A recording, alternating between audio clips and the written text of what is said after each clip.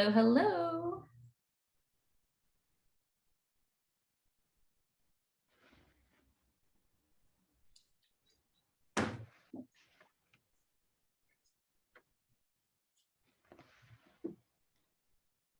Hello, good people. Thank you for coming to join us tonight. We'll give just a couple of minutes, but it may be a small but mighty crowd tonight for us to talk about what officially happened as the gavel rang down on Sine Die at the end of this legislative session.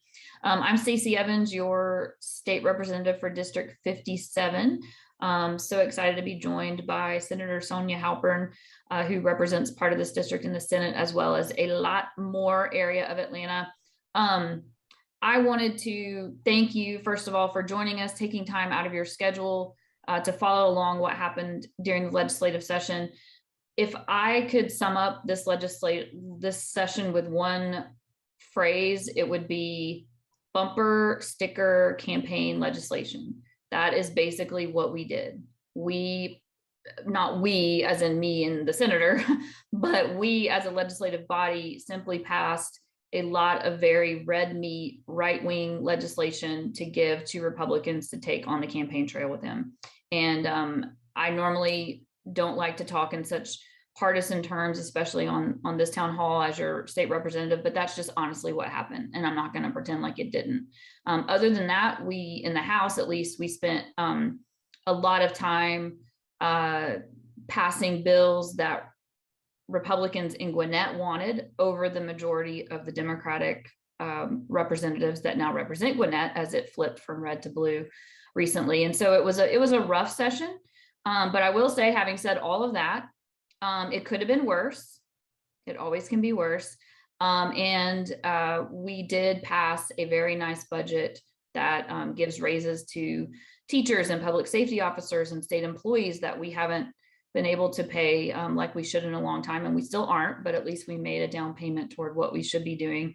And of course, we'll talk a little bit later about some of the bills, some of the good bills that did come out of the session. It wasn't all terrible, but that's basically what we just went through.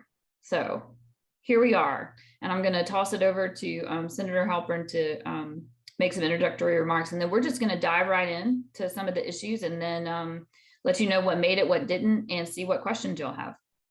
Thank you. Well, welcome again, everybody. I am thrilled to be here, and of course, always happy to be with Representative Evans and each of you. I represent, as you know, Senate District 39. I will say that as we talk about this session and kind of what finally crossed the both chambers and are now sitting on the governor's desk, we can't do that without understanding and framing it by saying, please keep in mind that this is an election year and this was also a redistricting year. And those two things, those two kind of political activities themselves absolutely framed out what we experienced. And from the very beginning, we were drinking from the fire hose. I have seen since Sine Die quite a number of newspaper articles that actually do specifically talk about the fact that we have given conservatives a lot to take out onto the campaign trail with them, that they can boast to their constituents that they were able to get done. And so that is what it is. And even amongst that, I will tell you that that those of us who pushed back on some of the things that we did not think were good had some success. There are a number of things that we might have assumed would have passed and didn't.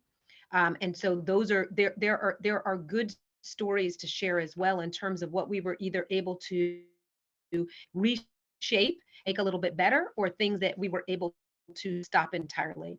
And I will say, as I always do, that work is never just ours in the legislature. We are working hand in hand with each of you as constituents and advocates who are also making sure that your voices are heard, and we do get success when we do that. So this is not going to be a completely doom and gloom conversation here, but there will be some things I'm sure that we talk about that you like, and other things that you might be disturbed by. I think we're going to lead off this evening with education.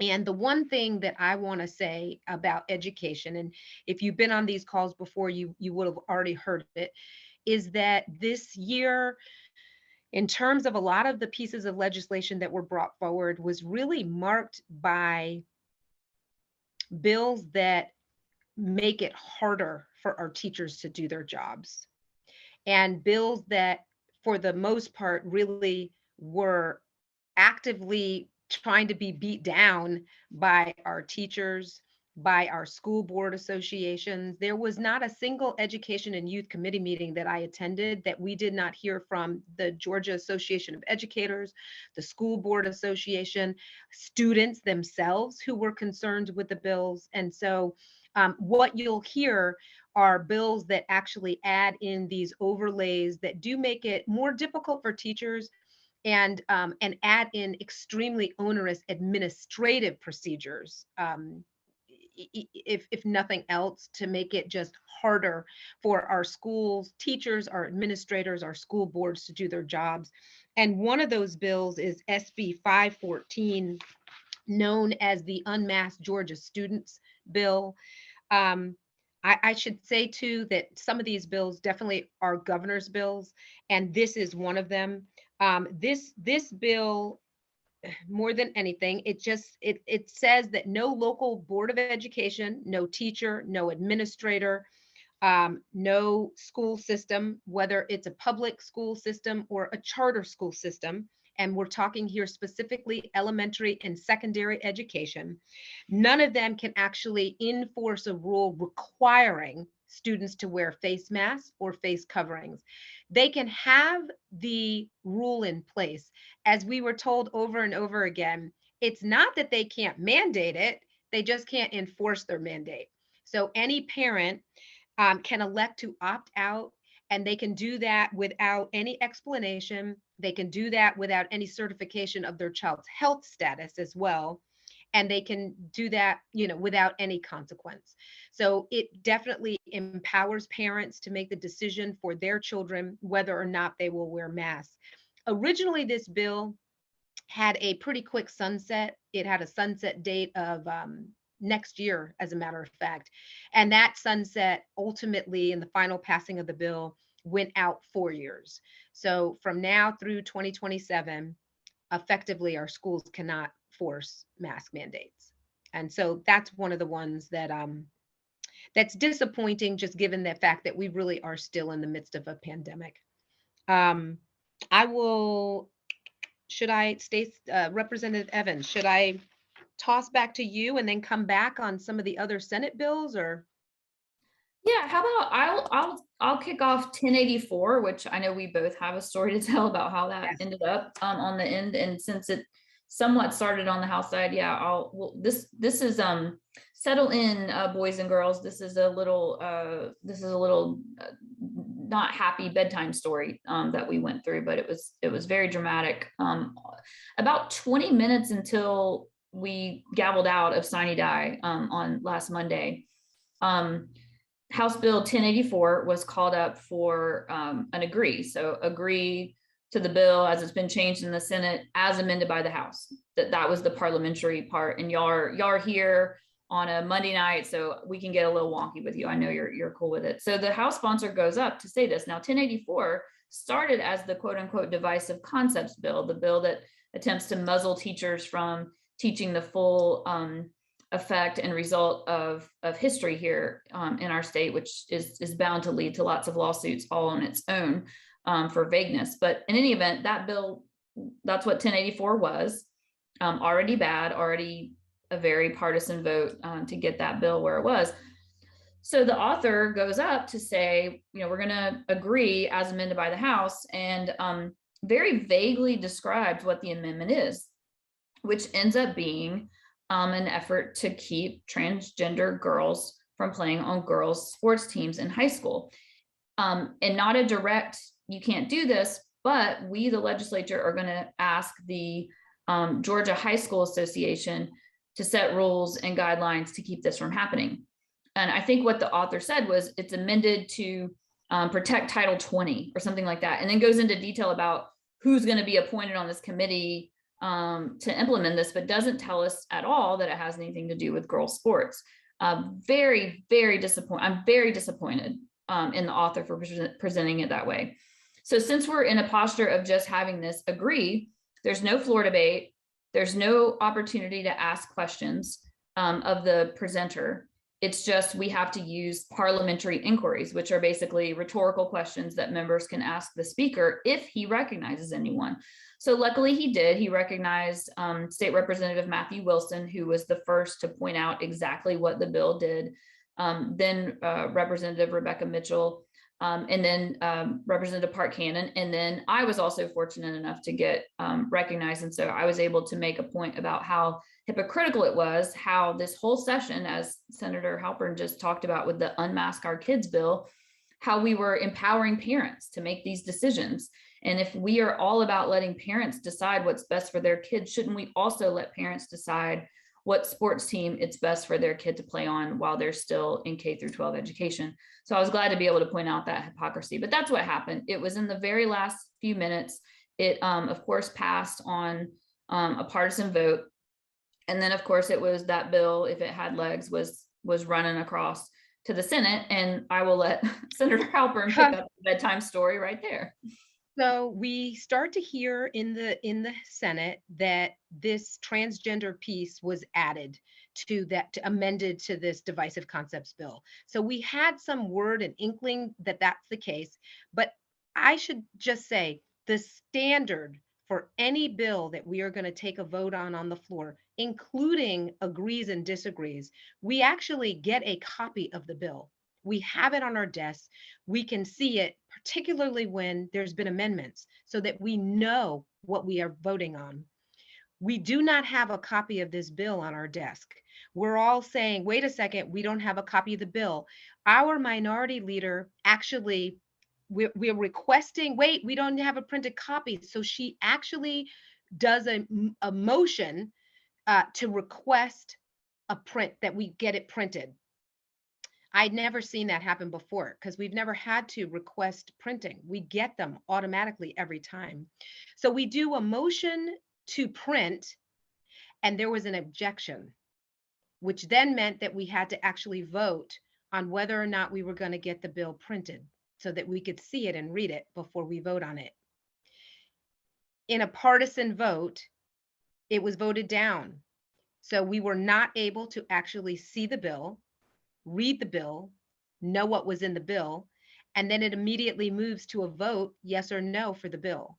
And it got voted yes up, obviously, completely and strictly on partisan lines, party lines.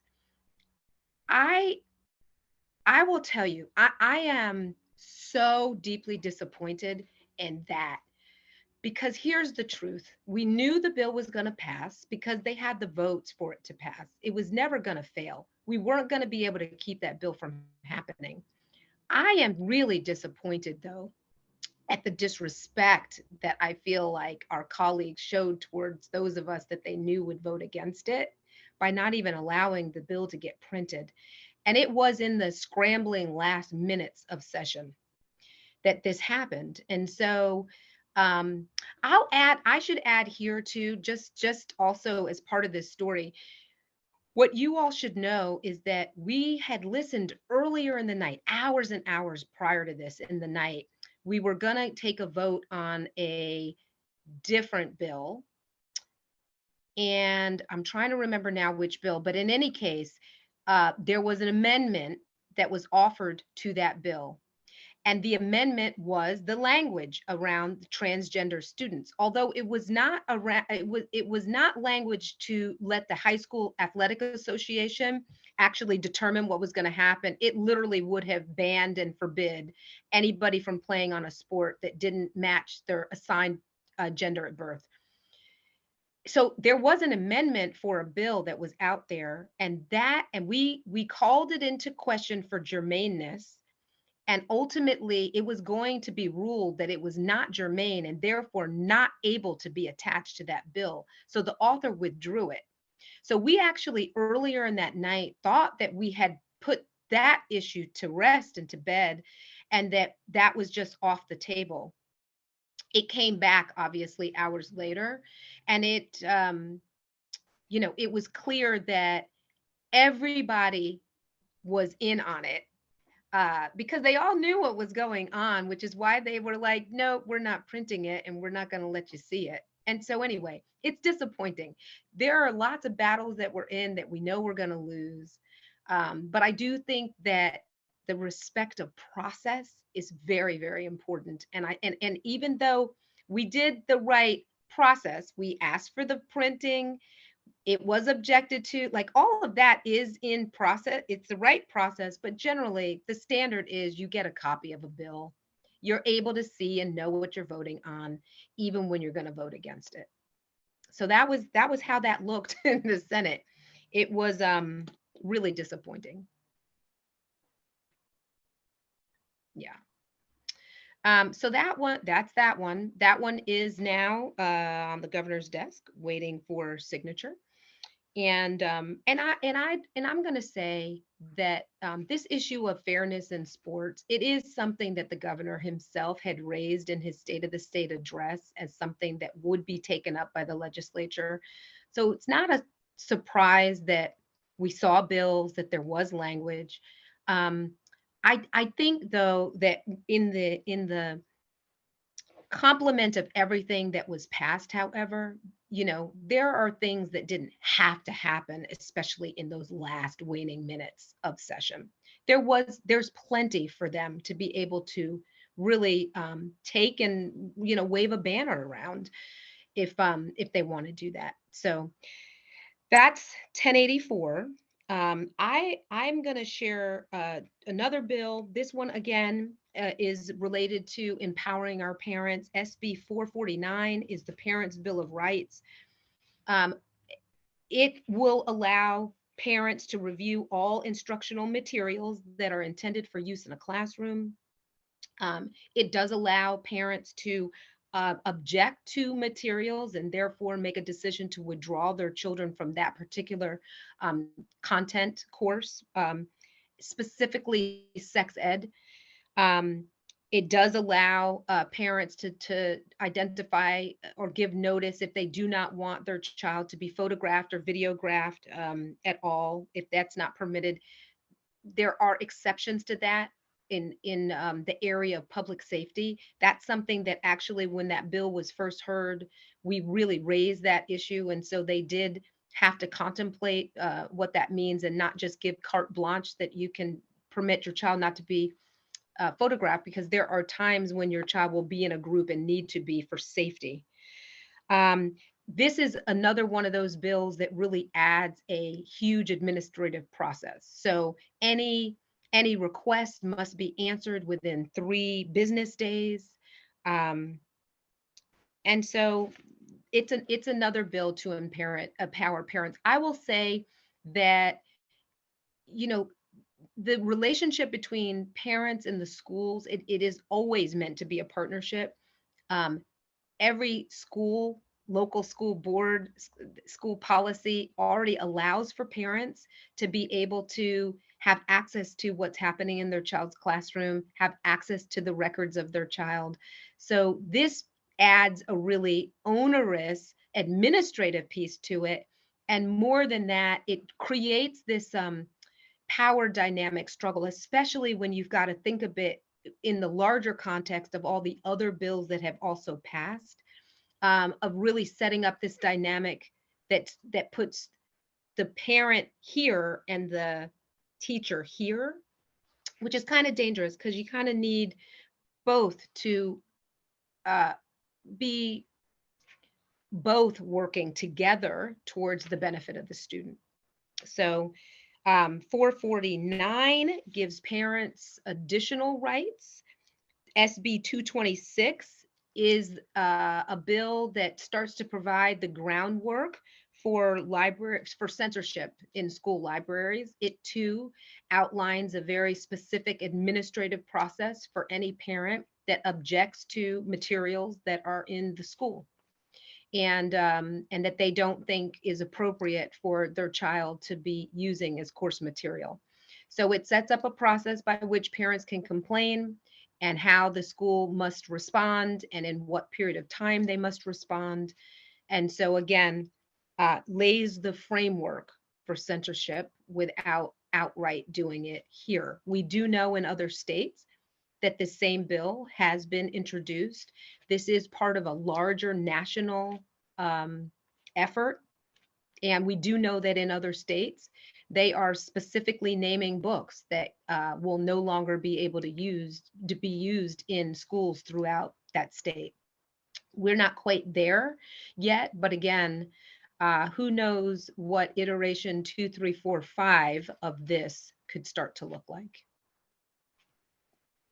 Yep. And more than anything, it bears repeating what Senator Halpern said. It's just more stuff for teachers and schools to deal with. And my biggest fear on that book, I call it the book ban bill, is that if a parent objects to some material in the library, now the principal has to have this decision, and then there's a potential appeal process. I think if I'm a busy administrator, I'm thinking, all right, just take the book out. I don't have time. I mean, I hope that's not what happens. But they're so overworked already. I really worry.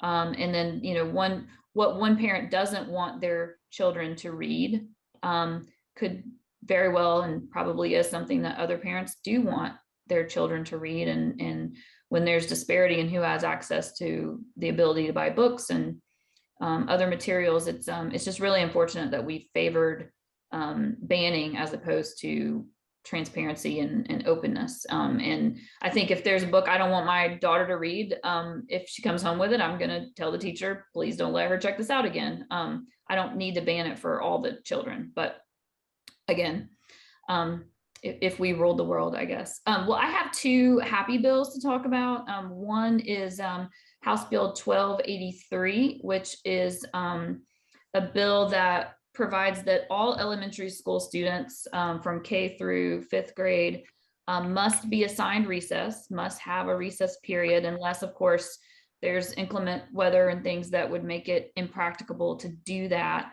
The bill did change from when it was originally introduced. It used to also have a provision that said that teachers could not take away recess as punishment, which I think is best practice. But that is actually the reason why the bill, it came to be known during the legislative session that was why this same bill was vetoed last year, was that the governor was not willing to sign it with that provision in it. And so in order to get something across, the sponsor took out that part. So you do have to schedule recess for all elementary school students, but the bill no longer bans teachers from taking recess away as punishment.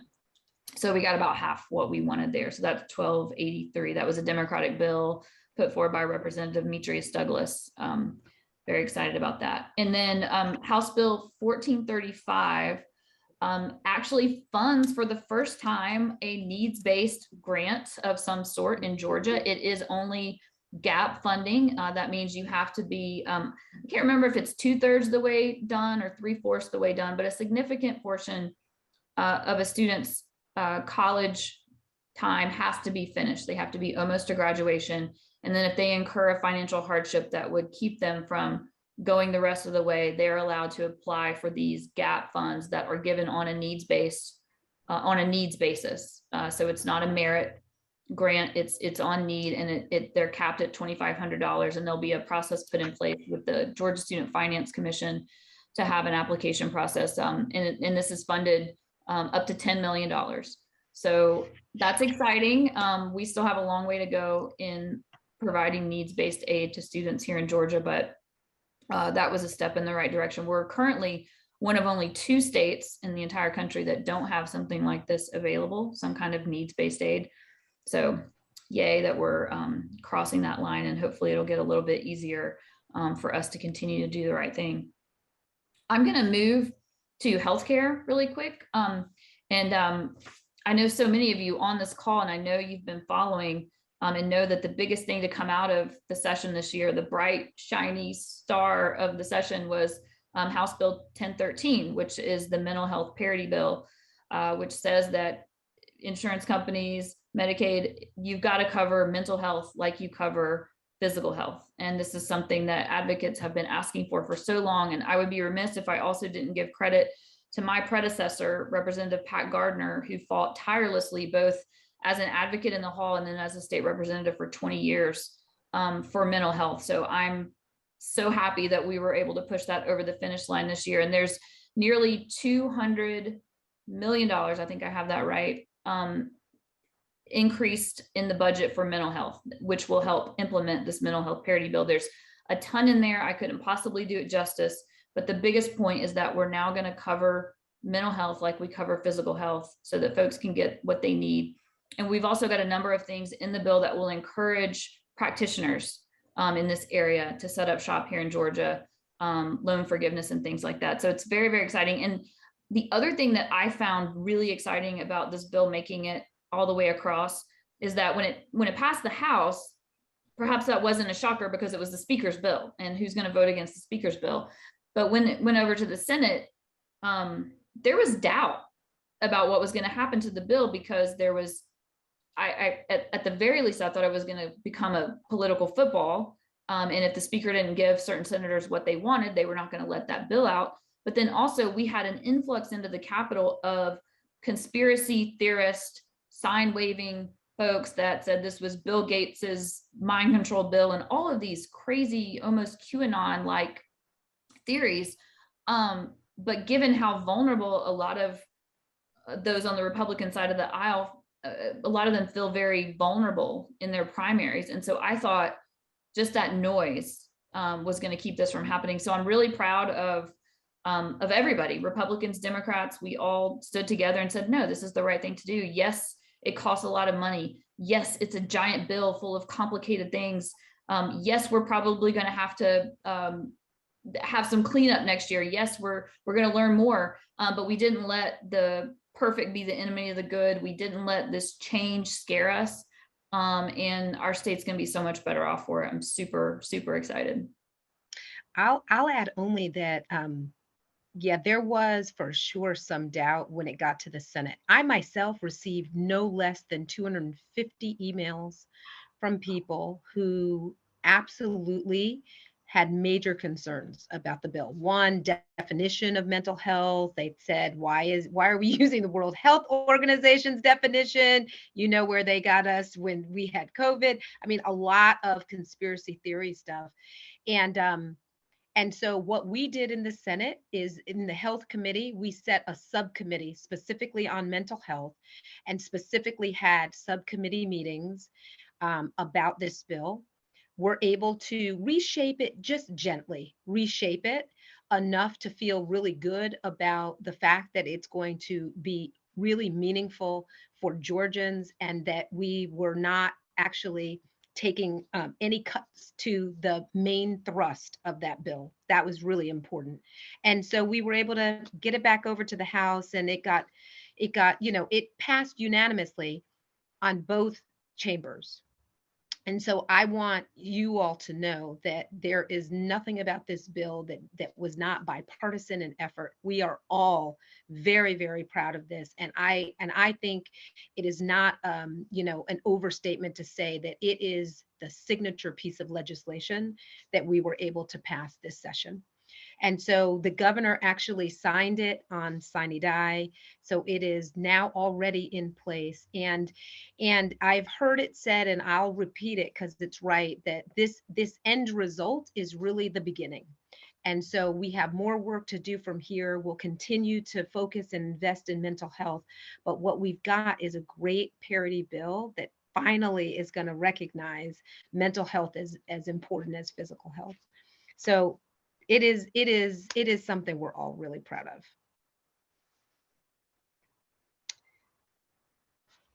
What else? Can you talk about 456, and then I can. Yes, so 456, so SB 456, this is a bill that actually did not pass. So this is this bill, the abortion pill bill, basically. So this is a bill that would have not recognized telehealth visits as a way to prescribe abortion pills, and also known as medical abortion. which is honestly the way that abortions are mostly happening these days, or through the pills. And so it would have disqualified any telehealth visit as a way to be able to be prescribed, therefore banning them from being able to be mailed to somebody as well. This is a bill that really targets those who are already living in areas where they don't really even have, kind of OBGYN providers. And there's a lot. I mean, just to remind you, of our 159 counties, 80 do not have a single OBGYN. So that's really what would have been targeting for that one. But that one did not pass. It didn't go anywhere beyond the Senate conversations at all. So that is great news. And I think, what else? Is there another one? Was there another big bad one? No, that was the really big bad one in health. Mhm. Yeah, and I was really that one. We thought we wouldn't have to vote on it at all, and then um, there was a couple of failed efforts to get it out of committee in the on the House side the day before Sine Die, and then on Sine Die it came out in one of those terrible hallway meetings. It wasn't actually a hallway meeting, but it was like, hey, we're going to go meet up in room 403, join us. And then 2 minutes later, the bill was passed out and it was on the rules calendar and it came out. And so several of us were prepared to speak against it. I'm very glad to have written a speech that I will never have to give and you will never have to hear, hopefully. So that was definitely a win. And then, on something else that didn't pass in the area of healthcare that is actually sad is it was House Bill 1425 on our side. There was a Senate bill as well to basically kind of clean up the mess that has become of the medical cannabis commission here in our state. So I think it was in 2018, the state finally allowed in-state cultivation or in-state growing of cannabis for use to get the oil to treat patients who need it for medical reasons. Because while we had allowed use of medical cannabis oil for years, there was no way for families to get it without technically breaking the law by bringing it in from another state. And once you cross state lines, you've violated federal law, which still does outlaw any use of marijuana, whether medical or otherwise. So the state finally in 2018 recognized we're letting our folks use it because we recognize the medical value. We should allow them to use it without breaking the law. So we should grow it here and let people buy it. And there was a process where folks could apply for a limited number of licenses to grow the medical cannabis.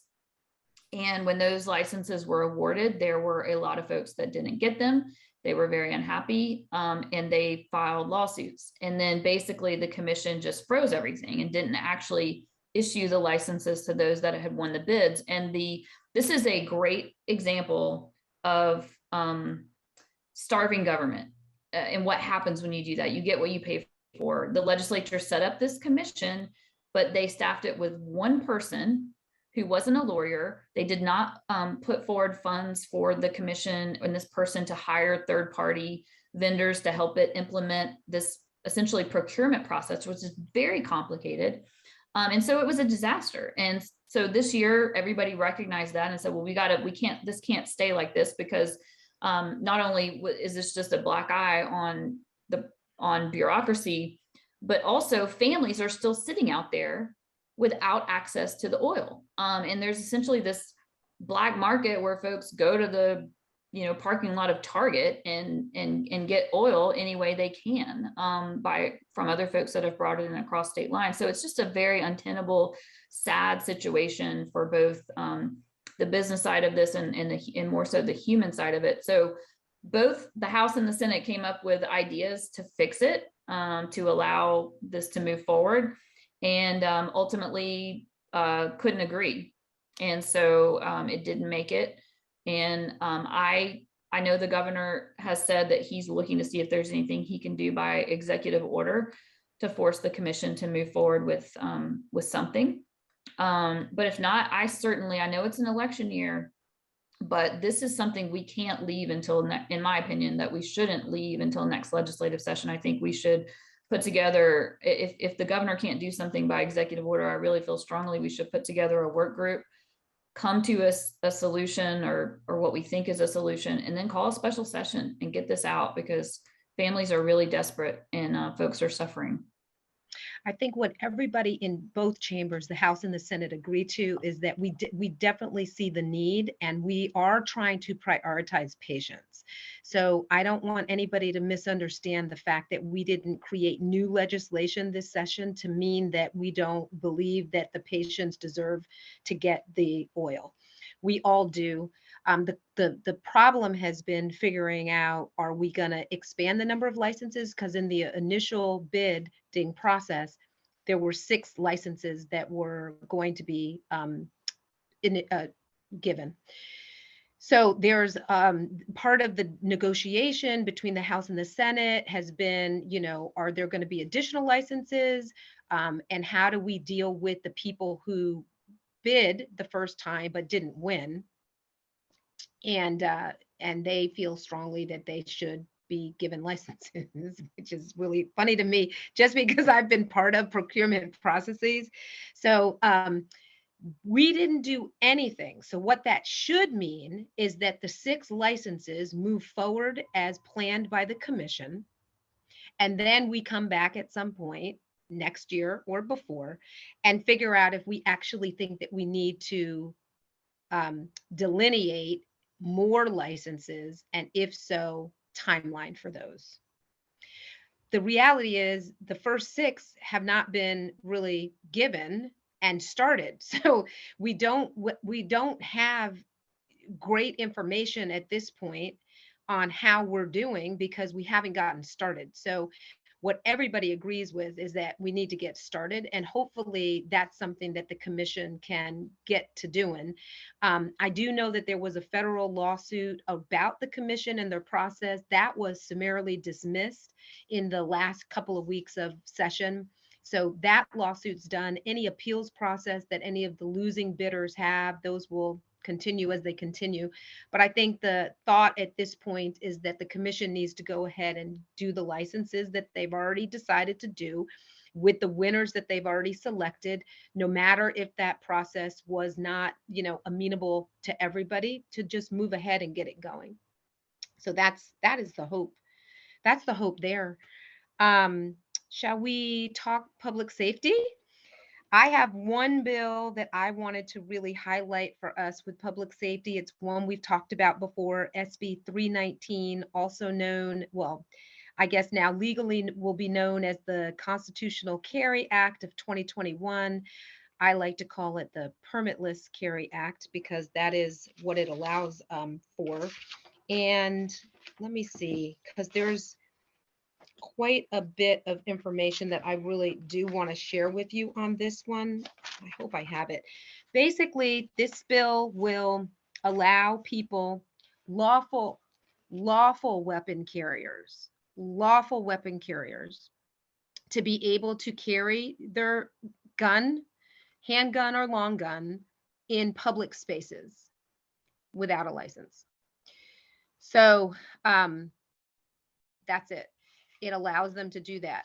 Now, you ask, what's the lawful weapons carrier? I always say, who's a lawful weapon? Like, everybody is lawful until they're unlawful, So that's the problem. We don't quite know when somebody might become unlawful, but basically any person who is licensed or eligible for a license and who's not prohibited by the law from possessing a weapon is allowed to carry a gun here in Georgia. I think it's really important to let you know that that includes any resident of any other state as well, who would ordinarily be eligible for a license, with the exception of the residency requirement. So you can come into Georgia from another state and bring your gun. Any person who's licensed to carry a weapon from another state would be allowed to carry their weapon in public here in Georgia. The Attorney General will create and maintain a listing, a database of states whose laws, will recognize us and vice versa. Here are the unauthorized locations. You can't carry your gun in a courthouse, a jail, a place of worship, unless the place of worship allows it. You can't carry in a state mental health facility.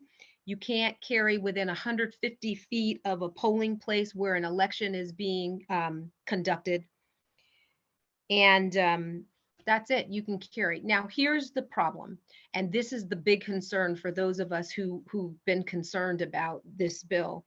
Um, One, I mean, you need a license for so many other things in Georgia, and now you don't need a license to carry a gun. We do know that in other states that have gone this route, they have seen increased incidences.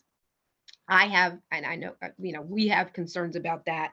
And really, because Georgia actually doesn't require a background check on all gun sales, we I have concerns, we have concerns that that loophole with the background check is the part that's going to make this really ominous, because not all gun sales require a background check. You can buy a gun online, you can buy a gun at a gun show and immediately buy the gun without a background check at all. So there are um, loopholes in our existing gun laws that will be exacerbated, I think, by now allowing people to just be able to carry if they're not a felon. University campuses, yes. Yes. Ballpark, yes. Public parks, yes. Hmm. Sadly, yes. What's crazy about the park part is that, and I think it was Melita Easters on Georgia Gang that pointed this out over the weekend, that you can't take a slingshot or fireworks or a bow and arrow into a park, but you can now take a gun into a public park, and it's very sad. And yes, there are still these laws. You got to be 21, or unless you're in the military, you can be 18, and you can't have um, felony convictions, and you can't have been in a mental hospital in the last 5 years, and all these things. But we don't give the police the power to stop people and ask them, because those are not things that are open and obvious reasons for a stop. And so basically, if you've got a gun, you can carry it. And we debated this on both sides of the both chambers, and it was you sometimes feel like you're spitting into the wind, because you would have, so, oh well, only people, the Republican side would be only the people that follow the law are the ones getting the licenses, and if you're not a law follower, you're not going to get the license anyway. And then you would have the Democratic counter would say, yes, in fact, in Gwinnett last year, or in certain counties that have actually reported denials, you don't have to report denials of applications, but some counties do. Like over 5,000 were denied because the research found that there was felony convictions, or they had been in a mental institution. And so, yes, the law was working, and now we don't have that safeguard anymore. It's very sad. But here we are. And this is a year, again, it's an election year. There are other bills, there seem to be some interest, including, it doesn't matter the party. There seemed to be some interest in making training a requirement of gun purchase. So anybody who purchases a gun must be trained in how to use that gun. That didn't go anywhere this year, although there were bills dropped this year specifically kind of in response to this SB 319. I think it's also worth saying here that law enforcement is not for this. It makes their job much, much more difficult.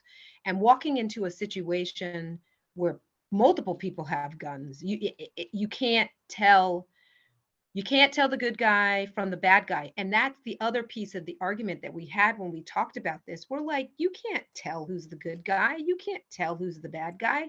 You can't tell who's the lawful weapons carrier versus the unlawful weapons carrier. It makes situations more chaotic.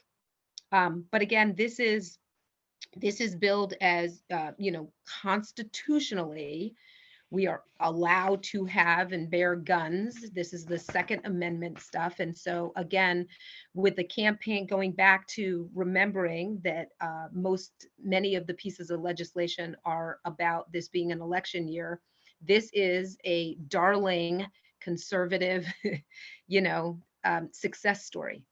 And certainly the gun advocates, the day it passed, Sine Die, when it passed, that might have been day 39 that it passed, were really excited. They were in the Capitol. They were doing videotapes to go viral from the Capitol about the work that they had done to get this thing over the line. And so I don't know that everybody who voted for it even is necessarily for it, but it's certainly one of those things that we could not stop. Yep, same. One bill in the area of public safety that didn't pass, which I think is a good thing, never made it. It passed in the Senate, Senate Bill 171, the anti-protest bill, or I think it passed in the Senate. Am I right about that, Senator? The anti-protest? Yeah. Yeah, that one passed in the Senate. So yeah, it just never passed in the That was parked on party lines, only party lines. Right. And that one would have basically, it was going to have huge First Amendment issues, and I think would have ended up in court pretty quickly, because it basically said any group of which would be 2 or more people that are assembling and making their voices heard on something need to have a permit, and also gave some immunity to folks that might harm protesters, which is a whole other problem. So I'm very glad, obviously, the ACLU and many advocacy organizations were against that bill, Senate Bill 171, the anti-protest bill. And so luckily it never made it up for any kind of discussion on the House floor, which was very nice. This session I'm gonna pivot over to the environment real quick.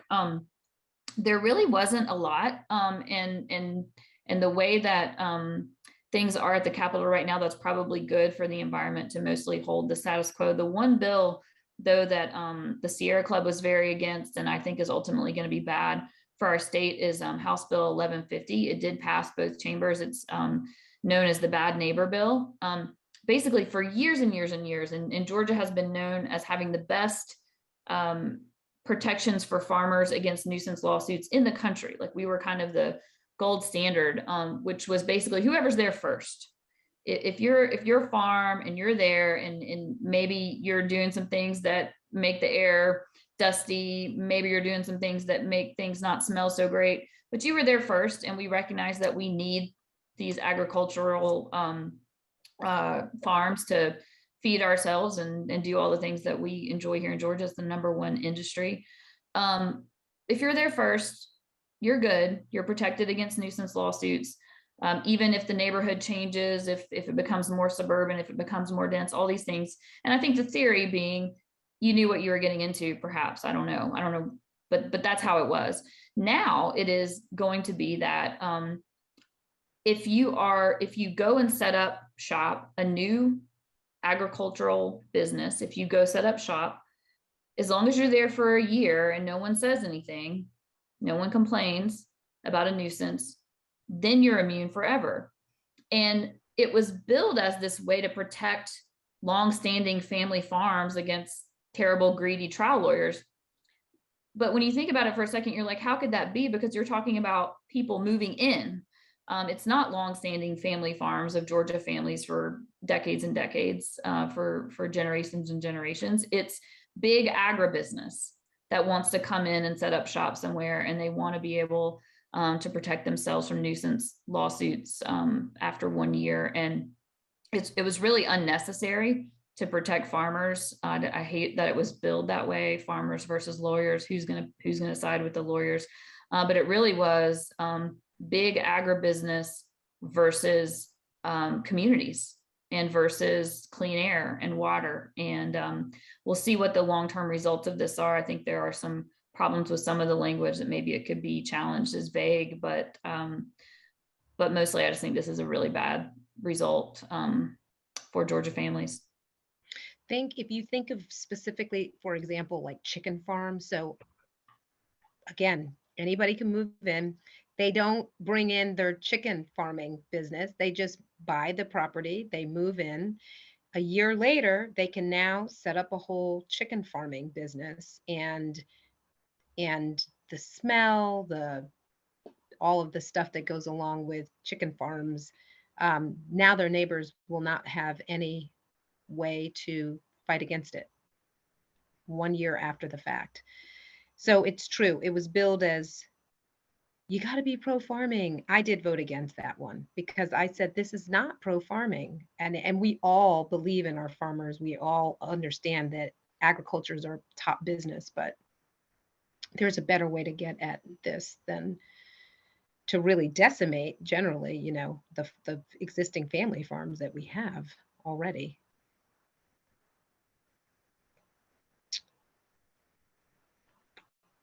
What else might We we? thought going into the evening that we might run short, but we find ourselves running long, and we want to leave room for your questions. So I'll just mention briefly that there was a voting bill that passed, Senate Bill 441. Things got moved around and added and moved in and out, and it started out kind of big, and then it got down to something really good, and then it became something medium.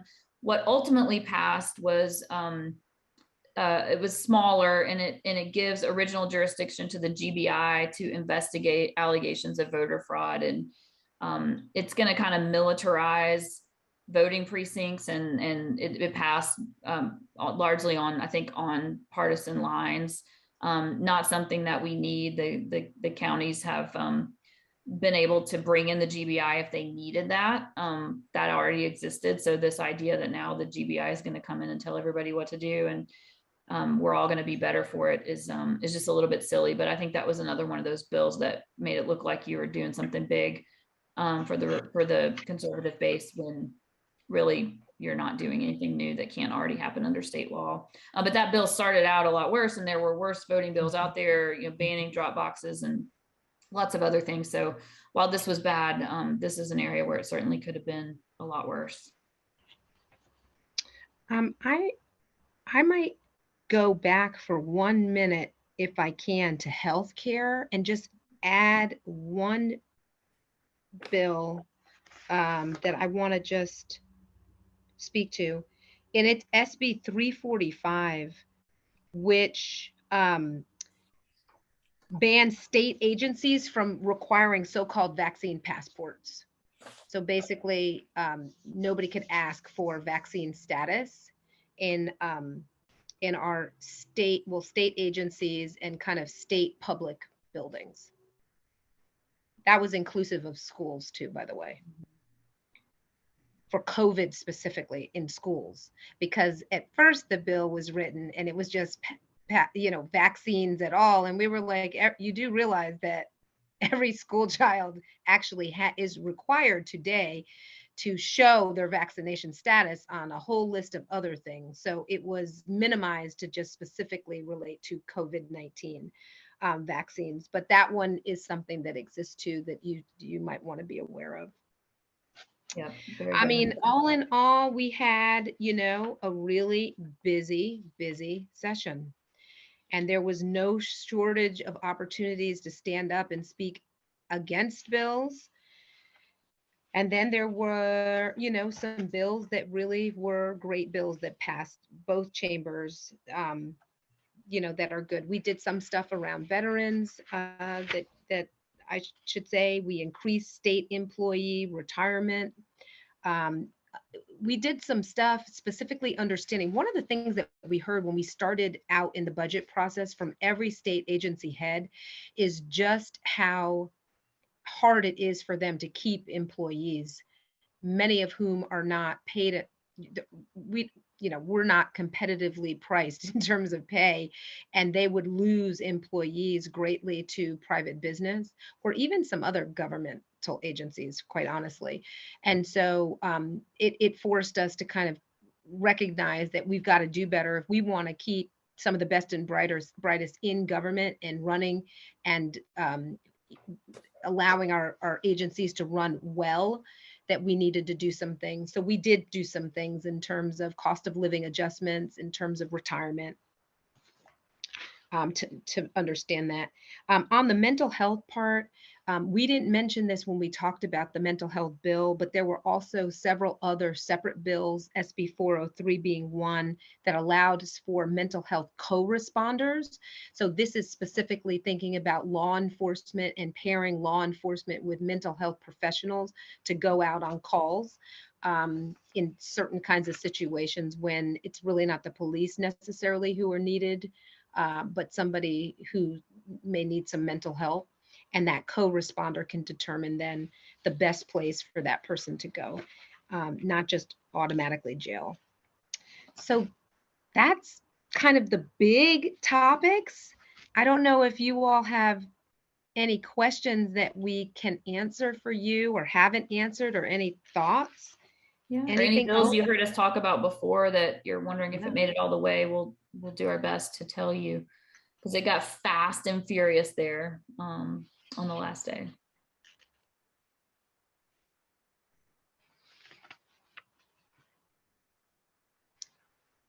Anybody? Looks like we Yeah. got a question in the chat here about the loud muffler bill. So Representative Evans, that'd be perfect for you. Oh, I just saw that. Yes, thank you, Daniel, for bringing that up. So House Resolution 1126 would have allowed the study of a public safety tools to clamp down on street racing and excessive muffler noise by doing two things. One, to look at having the state set a decibel limit for noise, which we don't currently have in code. And then two, allowing the use of noise detection devices, noise detection cameras that would be able to tell if a car was reaching that decibel limit and exceeding it, and then issuing a ticket similar to what happens when you pass one of those red light cameras or you're speeding and it gets caught by a detection device. Which makes a lot of sense in the noise context, because you think about it, if you call because you've heard this car, by the time the police find it, who knows where they'll be by then. So the cameras or the noise detection devices become very important. And there's some pilot programs going on in New York and in Tennessee that are looking at just that. And our city council members, most notably Amir Faroqi, had introduced a resolution at the city council asking us and the Atlanta delegation to look at this. And so we did, or we tried. The bill passed, or the resolution passed out of the Public Safety Committee, but never made it onto the House floor for a vote. But the Public Safety Chairman in the House did mention willingness to study it informally, at least over the off season.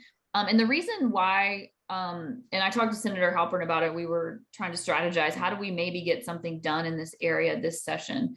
We first looked at a bill, and it was just very complicated. I mean, you're introducing two new concepts, and you're trying to do it statewide, which you'd have to do for the city of Atlanta to be able to do it. And it was very complicated. And so we thought we need to introduce this idea a little bit slower to the body. And so that's why we thought a study committee would be the way to go. So I'm sad that didn't go, but if we can study it informally over the off season, then I would feel very comfortable bringing a bill forward next year to go ahead and put this into law. And so stay tuned. We're not giving up. We're going to keep fighting for it. The other part of that study committee was going to look at the use of front facing license tags, which 31 other states have. Georgia only has the rear facing one. And because we have so many security cameras around the city, private security cameras that are set up outside various businesses that private folks put out. But when there's crime, the first thing the police will do is, when there's a crime committed, the police will go to the shops or businesses around and say, do you have any security camera footage that we can look at? And since you're much more likely to catch a car coming at a camera than leaving, this would have allowed maximum use of those cameras. And that's an idea that unfortunately has some opposition from auto dealers, because they have to buy those tags while the cars are on the lot. And so that doubles their tag budget. But nevertheless, it's the right thing to do from a public safety standpoint. So we will definitely keep trying.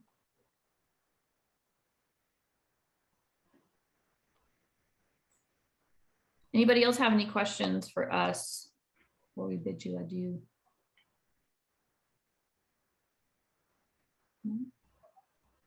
Well, thank you so much. We will send out a recap and tell your friends. We'll put our information in the chat, so that obviously just because the session is over doesn't mean that we're gone. We're still here, ready to answer questions at any point that you may have them. Oh, I saw a question pop up about gambling. So it's been I think about 8 years now that there's been an attempt to pass something in that area. And unfortunately, it failed again. There was an attempt at the beginning of session to try to do, well, I should say the Senate actually passed a sports betting bill and constitutional amendment last session. The House, we started out this year attempting to look at the idea of lifting the constitutional ban against gambling across the board to allow any kind of gambling that the legislature might ultimately pass a law to allow. So casinos, horse racing, and sports betting. There was clearly not appetite for that. So toward the end of session, we tried to shift and do a sports betting only bill, but there were lots of various reasons why that ultimately didn't happen. It was very sad. And I personally think that people are already sports betting in Georgia all day, every day. I get emails all the time soliciting me to go on FanDuel or wherever else. So it's happening. We're just not regulating it and we're not getting any of the money on it. I don't have any problem morally with sports betting. But what I was most interested in is making sure that if we were going to allow it, that we put the money toward educational purposes, needs-based aid for college, and expanding the money that we have available for pre-K. Yeah. I actually thought this year might have been the year that we were actually able to do something. I have one constituent who every week when I send out my newsletter writes back and says, "What about online sports betting?" I'm actually a little surprised that again this year we weren't able to move the needle at all on these issues. I like Representative Evans. I don't have a moral problem at all with it. I think even as it relates to casinos, if you look at our neighboring states, our border states, they are making so much money. And there is not a shortage of Georgia license plates in those parking lots in Florida, Alabama, North Carolina. And so it's an opportunity that we are missing out on, and the opportunity really being revenue that can go towards good. And so I don't know, we'll see what we can do next session. So stay tuned until all the way till next January, because nothing happened this time, nothing at all. So I'm going to put in my information too really quickly. Know that I will, I've been doing weekly newsletters in session. I will not be doing them weekly in this off season, but I will certainly be continuing to keep people abreast of what I'm up to, and you all know where to find me. So please do. I'm happy to answer any questions you've got at any time. And I just want to say once again how much I appreciate your interest in what we're doing under the Gold Dome, your willingness to sit and spend a Monday night with us to hear kind of what's happened. And if there's anything that we didn't cover tonight that you think about later, please feel free to reach out. Please feel free to reach out and let us know, and we will be happy to get you the answer. Definitely. Thanks everyone so much. We appreciate you. Stay in touch. Yes. Have a great night.